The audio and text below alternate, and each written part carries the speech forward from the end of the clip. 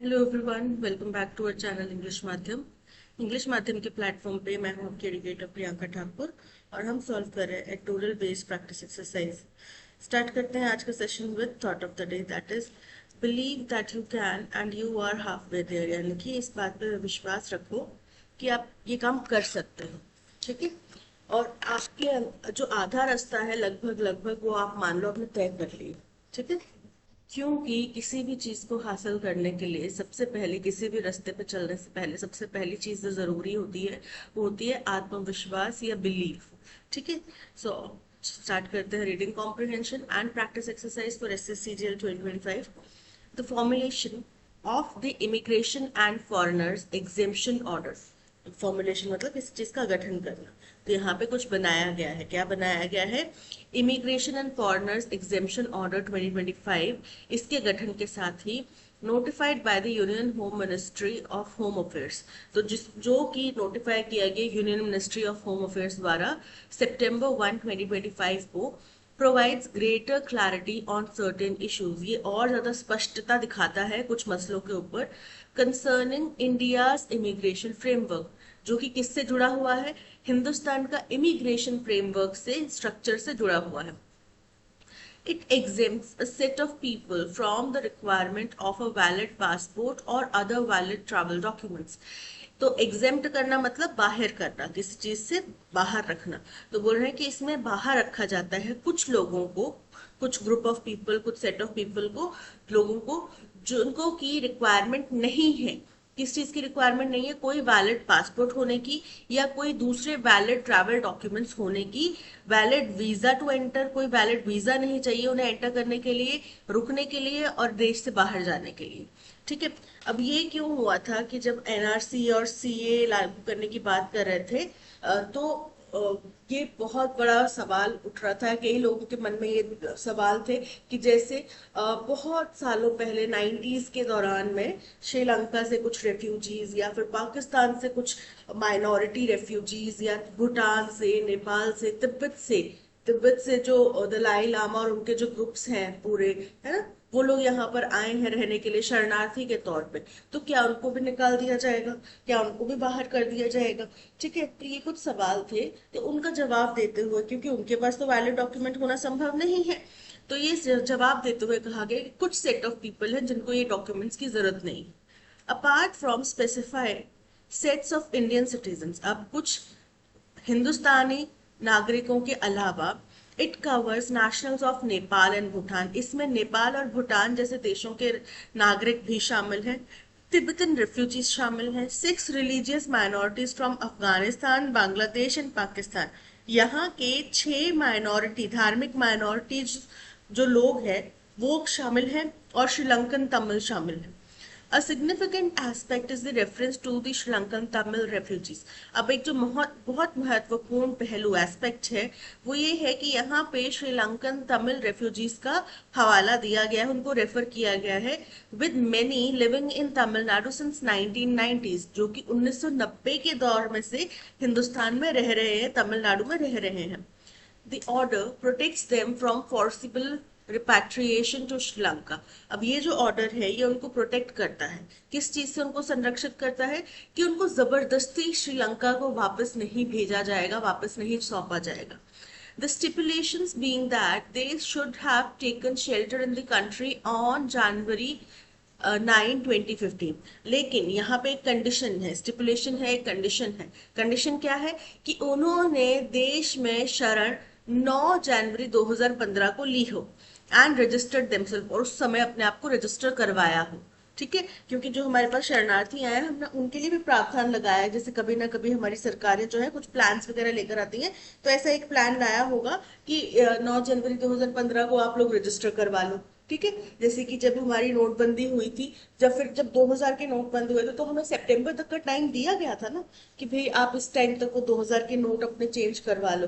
तो वैसे ही सरकार ने इनको भी मौका दिया कि भाई आप अपने आप को रजिस्टर करवा लो कि आप श्रीलंका से आए हो झूठ बोल के रहने की जरूरत ही नहीं है, साफ साफ बता दो कि आप श्रीलंका से आए हो, तो ताकि कल को हम आपके हिसाब से भी पॉलिसीज या फिर आपको अपने मेन स्ट्रीम में शामिल कर पाए या फिर आपके अकॉर्डिंग पॉलिसीज बना पाए। उद्देश्य ये नहीं था कि लोगों को डराया जाए कि नहीं आपको हम श्रीलंका भेज देंगे, ऐसा नहीं था। ठीक है, अब डिपेंड करता है, कुछ लोग जो मिस इन्फॉर्मेशन के जाल में फंस जाते हैं, उनने हो सकता है ना रजिस्टर करवाया हो और कईयों ने करवाया होगा। In the last 30 odd years, अब पिछले लगभग 30 सालों में, 30 सालों में, neither the union government nor the Tamil Nadu government had drawn up any unilateral plan to send them back।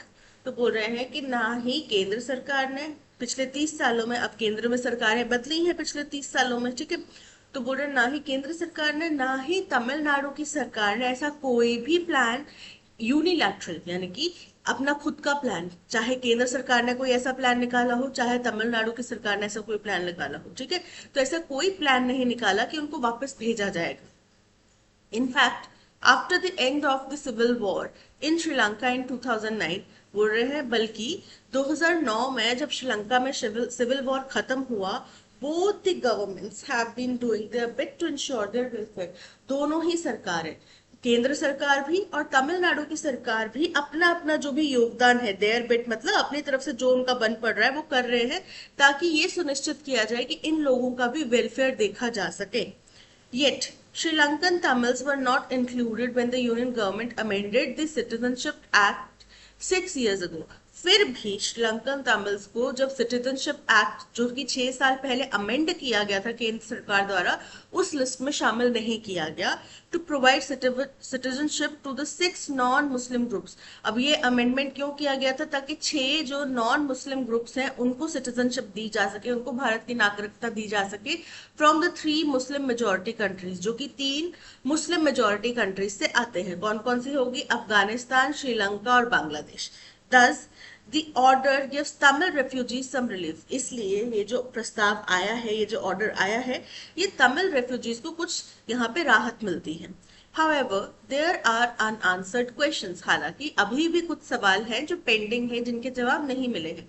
It is not clear whether the refugees will be able to shake off their illegal migrant tag। अब ये स्पष्ट नहीं है कि क्या इन refugees के ऊपर से जो इलीगल माइग्रेंट्स का टैग है वो शेक ऑफ यानी कि क्या वो हट जाएगा। A hurdle in their applying for Indian citizenship, जो कि एक चुनौती है कि वो भारतीय नागरिकता के लिए जब अप्लाई करते हैं तो ये उनके पास में एक चुनौती होती है कि भाई आप तो तमिल इलीगल माइग्रेंट्स है तो आपको हम नागरिकता नहीं देंगे। ठीक है, bye registration under section 5 of the Citizenship Act 1955 और by naturalization under section 6 of the Act। बोल रहे हैं कैसे मिलती है उनको सिटीजनशिप, कि किस आधार पे वो अप्लाई करते हैं? या तो सेक्शन 5 के अंतर्गत जो कि सिटीजनशिप एक्ट 1955 के अंदर रजिस्टर करवाना होता है, या फिर नेचुरलाइजेशन। नेचुरलाइजेशन क्या होता है कि अगर आप 10 साल बिना एक भी बार अपने खुद के देश गए, अगर आप 10 साल हिंदुस्तान में स्टे कर ली, मतलब आपको नेचुरली हिंदुस्तान की नागरिकता मिल जाती है। ठीक है, जो कि अंडर सेक्शन 6 आता है इसी सिटीजनशिप एक्ट के, is that they are illegal migrants. लेकिन यहाँ पे जो हर्डल है वो ये है कि ये इलीगल माइग्रेंट्स है एज पर द लॉ, कानून के तहत।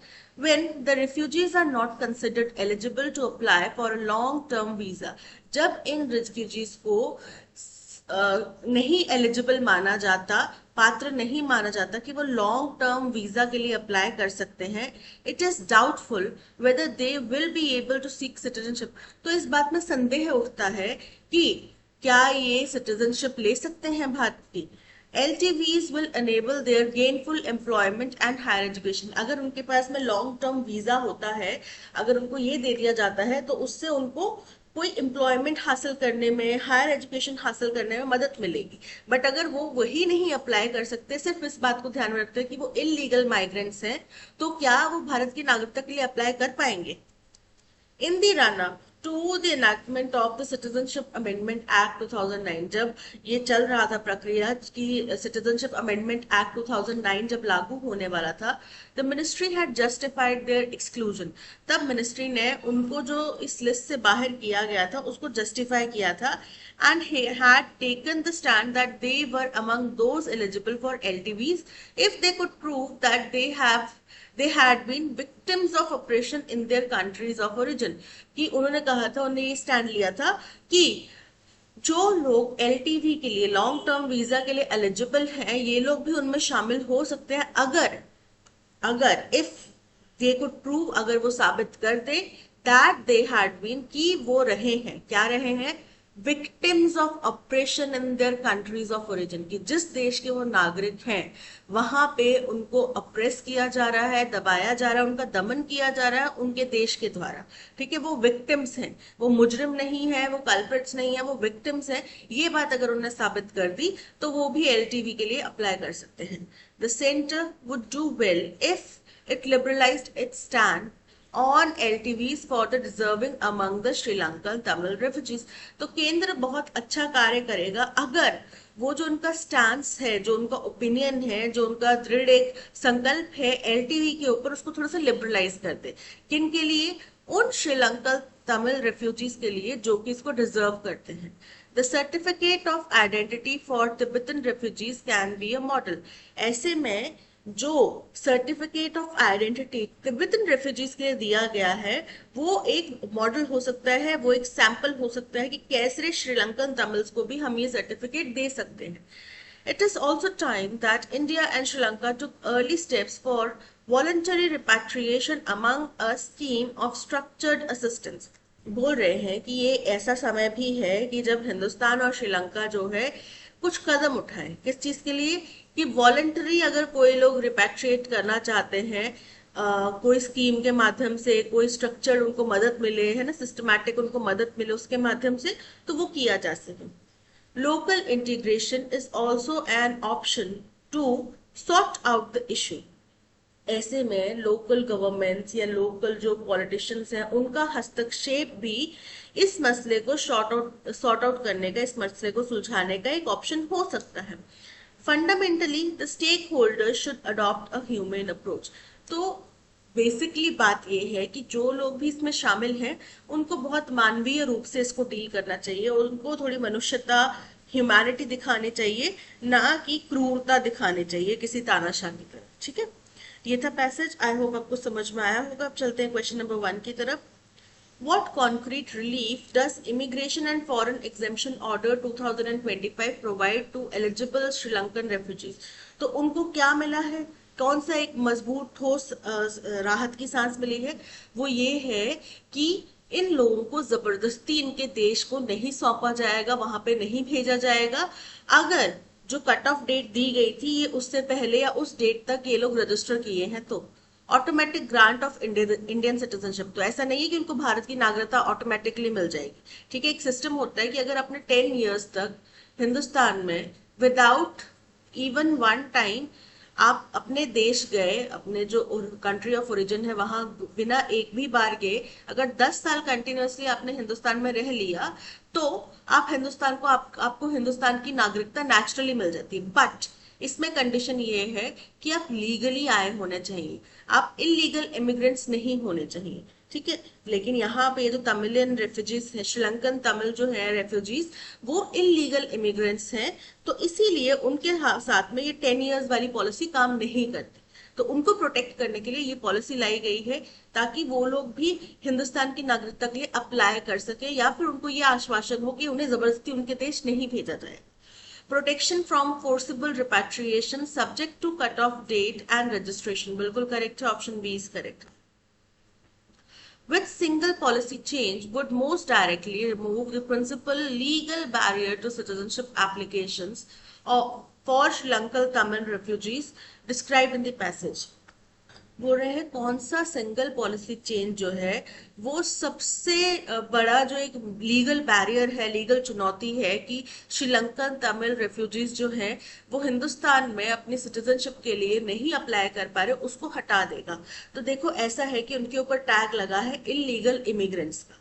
ठीक है, लेकिन अगर वो इस पॉलिसी के अंतर्गत खुद को रजिस्टर करवाते हैं, इस पॉलिसी के अंतर्गत आते हैं, तो फिर उनके ऊपर से ये टैग संभवतः हट जाएगा, officially demeaning them not to be illegal migrants under the law। बिल्कुल करेक्ट है, ऑफिशियली उनको ये कर दिया जाता है कि वो इलीगल माइग्रेंट्स नहीं है। What type of pronoun is the word themselves in the sentence? Themselves बताना है किस तरीके का pronoun है. The order protects them from forcible repatriation and they should have taken shelter and registered themselves. अब यहाँ पे themselves जो है वो reflexive pronoun है, क्योंकि यहाँ पे वो they को रिप्रेजेंट करता है, they के बारे में बताता है कि उनको खुद को रजिस्टर करवाना है. ठीक है, तो रिफ्लेक्सिव है, option A reflexive is correct.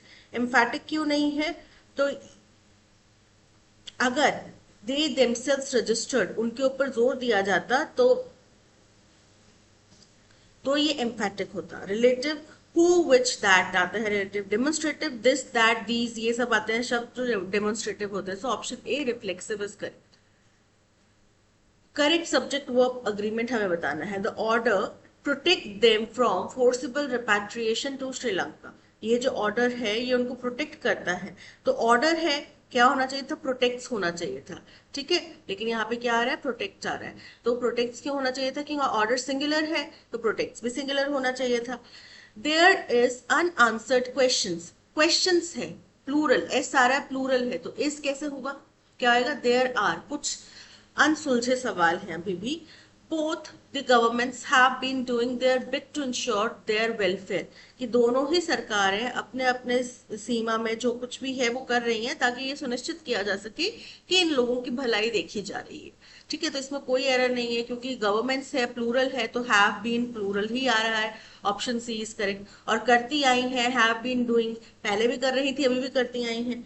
LTVs enables their gainful employment. LTVs plural है तो enable सिंगुलर कैसे आएगा? क्या आना चाहिए? enable. ठीक है, सो डी में एरर है, option C is correct. Based on the passage, which action would most directly improve Sri Lankan Tamils refugees access to lawful work and higher education in India? अगर उनको long term visa मिल जाता है तो वो higher education के लिए भी apply कर सकते हैं, वो यहाँ पे कोई स्टेबल जॉब के लिए भी अप्लाई कर सकते हैं. Liberalising eligibility for long term visas for deserving refugees. बिल्कुल करेक्ट है, लिबरलाइज करने के लिए कहा है. करंट गवर्नमेंट को अपना जो स्टैंड है उसको थोड़ा सा लिबरलाइज करने के लिए कहा गया है. That's all. आज के सेशन में इतना ही. इसी तरीके का full 25 question practice exercise solve करने के लिए आप हमारा पेड कोर्स ले सकते हैं फ्रॉम द वेबसाइट और ऐप. कोर्स में आपको RC, parajumble, cloze test, antonym synonym के क्वेश्चंस और एरर फाइंडिंग के क्वेश्चंस मिलेंगे जो कि एग्जाम पैटर्न बेस्ड हैं. तो अपनी प्रैक्टिस को इम्प्रूव करने के लिए आप कोर्स ले सकते हैं. Thank you so much for watching. अगर आपको कंटेंट पसंद आया हो तो लाइक, शेयर और सब्सक्राइब जरूर कीजिएगा. मिलते हैं नेक्स्ट सेशन में. Till then keep learning and keep practising. Bye bye.